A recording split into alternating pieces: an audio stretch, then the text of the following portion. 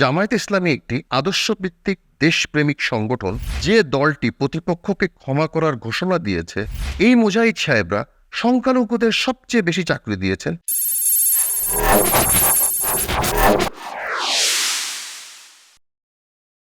দেশের একজন দায়িত্বশীল নাগরিক হিসাবে একটা বিষয় না বললে বিবেকের কাছে পুরোপুরি পরিচ্ছন্ন এবং স্পষ্ট হতে পারছি না। বিষয়টি জামায়াত ইসলামকে নিয়ে। জুলাই আগস্ট মাসের ছাত্র জনতা কর্তৃক বিপ্লব এবং গণ অভ্যুত্থানের পরবর্তী স্বাধীন বাংলাদেশকে সবচেয়ে বেশি মর্যাদা দিয়েছে এই জামায়াত ইসলামী, এই দলটি। ইসলামী ফান্ডামেন্টালিস্ট অর্থাৎ ইসলামী মৌলবাদী না প্রগতিশীল, উনাদের প্রতিষ্ঠাতা আবু আলা মওদুদী এবং ওনার রাজনৈতিক দর্শন কি ছিল বা ছিল না সে বিষয়টি নিয়ে এখন কোনো বিশ্লেষণ বা বিতর্কে যাব না।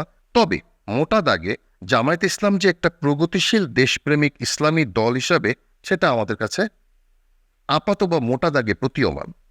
মুক্তিযুদ্ধের সময় তাদের রাজনৈতিক অবস্থান, দৃষ্টিভঙ্গি এবং দর্শন যাই থাকুক না কেন, সেটা নিয়ে বিতর্ক বা বিশ্লেষণে গভীরভাবে যাচ্ছি না, কারণ এর পক্ষে এবং বিপক্ষে অনেক অনেক যুক্তি, দর্শন ও তত্ত্ব রয়েছে। এটা একটা রাজনৈতিক দর্শন যা শ্রদ্ধেয় হতে পারে, অশ্রদ্ধেয়, দুইটাই হতে পারে। যাই হোক, আমি এ বিষয়ে এখনই কোনো গভীরতর বিশ্লেষণে যেতে চাই না, সাদামাটা আলোচনায় ফিরে আসি। আমার এই কথাগুলি সর্বসাধারণের কাছে কতটুকু সমাদৃত সেটা নিয়ে আমি চিন্তিত নই, বরং দেশপ্রেমিক সুশীল সমাজ এবং প্রাজ্ঞচলচিত্রদের কাছে আমার এই বক্তব্যের অবতারণা। দার্শনিক হেরাক্লিটাস বলেছেন একটি বিখ্যাত উক্তি, you can not bath twice in the same river, everything is changing. অর্থাৎ এক পানিতে দুইবার গোসল করা সম্ভব নয়, সবকিছুই সদা পরিবর্তনশীল। এই কথা সূত্র ধরে বলতে চাই, পরিবর্তনশীল রাজনীতিতে বর্তমানে জামায়াত ইসলাম একটি সুসংগঠিত আদর্শভিত্তিক ইসলামী রাজনৈতিক সংগঠন। আমার বলতে দ্বিধা নেই, জামায়াত ইসলামী একটি আদর্শভিত্তিক দেশপ্রেমিক সংগঠন, যেখানে প্যারালালি বা সমান্তরালভাবে অন্যান্য দলগুলি তুলনামূলক আদর্শ বিচ্যুত ক্ষমতালোভী রাজনৈতিক সংগঠন। আমি একটু পেছনে ফিরতে চাই। 2001 সালে বিএনপি জামাত জোট সরকারের সময় তৎকালীন সমাজ কল্যাণ মন্ত্রী আলী আহসান মোহাম্মদ মুজাহিদ, তিনি যখন নিজ এলাকায় যেতেন তখন তিনি সার্কিট হাউসে উঠতেন না। সরকারি সম্পদের পিচ্ছতা সাধন করার জন্য এবং অপচয় রোধ করার জন্য নিজ বাসা থেকে ডাল ভাত খেয়েই এলাকা ত্যাগ করতেন।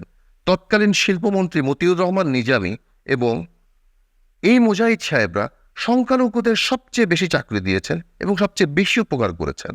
আর গগনচুম্বী জনপ্রিয় ইসলামী বক্তা এবং বিশ্বনন্দিত মুফাসসিরে কুরআন আল্লামা দেলোয়ার হোসেন সাঈদী, ওনাদের তো তেমন কোনো দুর্নীতি নাই, বরং ওনাদের দেশপ্রেম রাজনীতিতে একটা সুগন্ধ ছড়াতো। আবার একটু বর্তমানে চলে আসি। জুলাই আগস্ট মাসের গণ অভ্যুত্থানের পর দেশব্যাপী যে নৈরাজ্য, বিশৃঙ্খলা, ভাঙচুর আর তাণ্ডব শুরু হয়েছিল, তাতে এই দলটি যে সুবিশাল ধৈর্য সহকারে মানুষের বাড়িঘরে নিরাপত্তা দিয়েছেন, লুটপাট ঠেকিয়েছেন, সমাজের নিরাপত্তা প্রহরীর মতো কাজ করেছেন, তাতে সত্যি ওনারা ধন্যবাদ পাওয়ার যোগ্য এবং ধন্যবাদ প্রাপ্য। বিপ্লবোত্তর সমাজ সংস্কারের ভ্যানগার্ড হিসাবে মূলত ওনারা কাজ করেছেন বললে খুব বেশি বলা হবে না। অথচ এই দলটি যে সীমাহীন আর অবর্ণনীয় নির্যাতন বিগত সরকারের কাছ থেকে পেয়েছে, বিশেষ করে দলটিকে নিষিদ্ধকরণ করা সহ নিবন্ধন বাতিল করে ধরপাকড়ের মাধ্যমে এই দলটিকে নিশ্চিহ্ন ও নিঃশেষিত করতে চেয়েছিল আগের যে সরকার ছিল, সেই সরকার।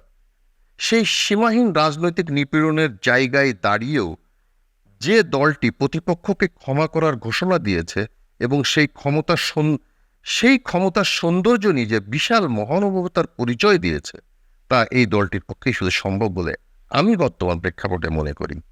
এই দলটি এখনও ক্ষমতার লোভে নির্বাচনের জন্য কোনো চাপ বা বিএনপির মতো কোনো রোডম্যাপ বর্তমান অন্তর্বর্তী সরকারের কাছে দাবি করেনি।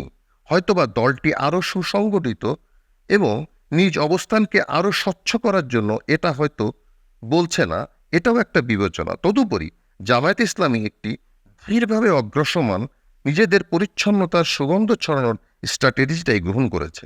However, slow but steady wins the race. আমার এই বক্তব্য দেওয়ার অর্থ এই নয় আমি একজন জামায়াত সমর্থক বা জামায়াত কর্মী, তবে দেশের একজন নাগরিক হিসাবে, তদুপরি দেশপ্রেমিক সাবেক সেনা কর্মকর্তা হিসাবে আমার এই পক্ষপাতহীন মূল্যায়ন বা এটা একটা সাময়িক বিশ্লেষণ। এই বক্তব্যের বিপরীতে কোনো বিতর্ক তৈরি হলেও আমি আমার বক্তব্যের সিদ্ধান্ত থেকে দৃঢ়চিত্ত এবং অনড়। আল্লাহ আমাদের সকলের সহায় হন। ধন্যবাদ প্রিয় দর্শক, ধন্যবাদ সবাইকে।